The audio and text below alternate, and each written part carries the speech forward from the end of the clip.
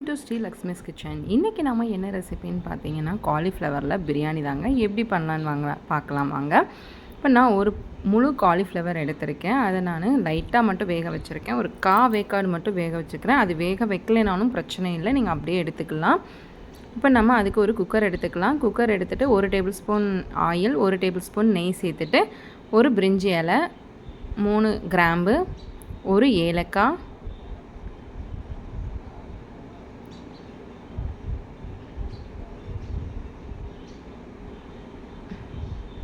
ஒரு அன்னாச்சி பூ, அதை நான் உடச்சி போட்டிருக்கேன்.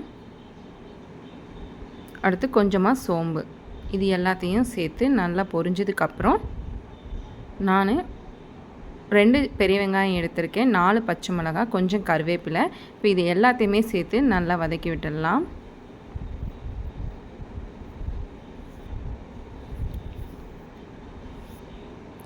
வெங்காயம் நல்லா வதங்கினதுக்கப்புறம் 1 டேபிள் ஸ்பூன் அளவுக்கு இஞ்சி பூண்டு பேஸ்ட்டு சேர்த்துக்கலாம். சேர்த்துட்டு நல்லா அதோட பச்சை வாசனை போகிற வரைக்கும் நல்லா கலந்து விட்டுடுங்க.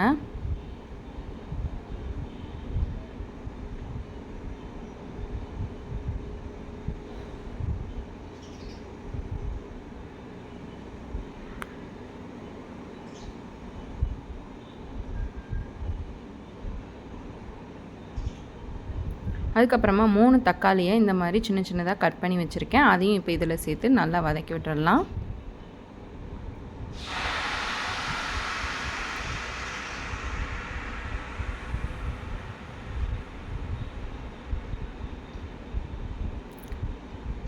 நம்ம வெங்காயம் தக்காளி வதங்கிறதுக்கு மட்டும் 1/4 டீஸ்பூன் நம்ம உப்பு சேர்த்து நல்லா வதக்கி விட்டுடலாம்.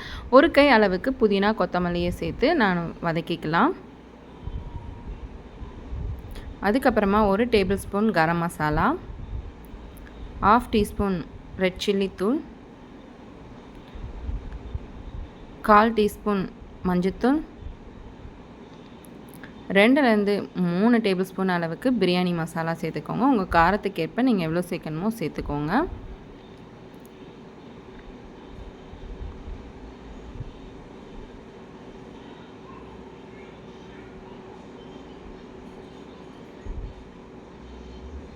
இது எல்லாத்தையுமே நல்லா கலந்து விட்டுடுங்க.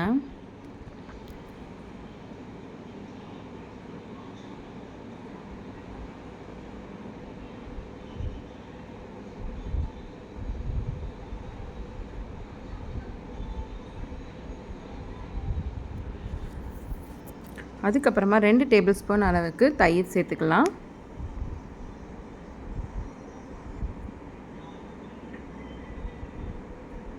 தயிர் சேர்த்துட்டு நல்லா கலந்து விட்டுடுங்க.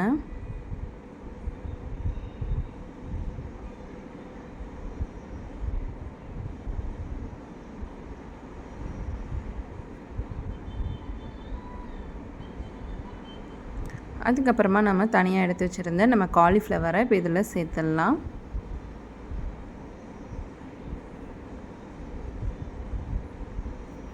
காலிஃப்ளவர் சேர்த்துட்டு உடையாத அளவுக்கு நம்ம கிளறி விட்டுக்கலாம். நான் ஒரு 5 நிமிஷம் காலிஃப்ளவரை வேக வச்சேன். அதனால் ரொம்ப வேகிற மாதிரி வைக்கல, ஏன்னா அதில் பூச்சி புழு அந்த மாதிரி இருக்கும். அதுக்காக நான் கொஞ்சமாக மஞ்சத்தூள் உப்பு போட்டு ஒரு 2 நிமிஷம் கூட நீங்கள் கொதிக்க வச்சு அந்த காலிஃப்ளவரை எடுத்துக்கலாம். வேகிற வரைக்கும் நம்ம வச்சுருக்கணும்னு அவசியம் இல்லை. அதுக்கப்புறமா 2 கப் அளவுக்கு அரிசி சேர்த்துருக்கேன். அதுக்கு 4 கப் அளவுக்கு தண்ணி சேர்த்துக்கலாம். சேர்த்துட்டு நல்லா கலந்து விட்டுடுங்க.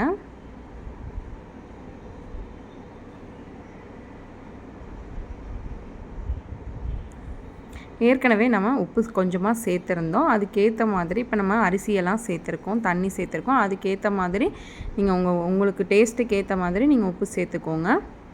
சேர்த்துட்டு குக்கரை மூடி போட்டுடலாம். மூடி போட்டுட்டு ஒரு 2 விசில் வர வரைக்கும் நம்ம வெயிட் பண்ணலாம். இப்போ 2 விசில் வந்துருச்சு. நம்ம விசிலை எடுத்துகிட்டு ஓப்பன் பண்ணிடலாம். நான் நார்மல் ரைஸ் தாங்க எடுத்திருந்தேன், அரிசி தாங்க எடுத்திருந்தேன், பாஸ்மதி ரைஸு எடுக்கலை. ஆனால் நார்மல் அரிசியே இந்த மாதிரி நமக்கு பொல பொலன்னு அழகாக ஒட்டாமல் நல்லா பாஸ்மதி ரைஸ் மாதிரியே வந்திருந்தது.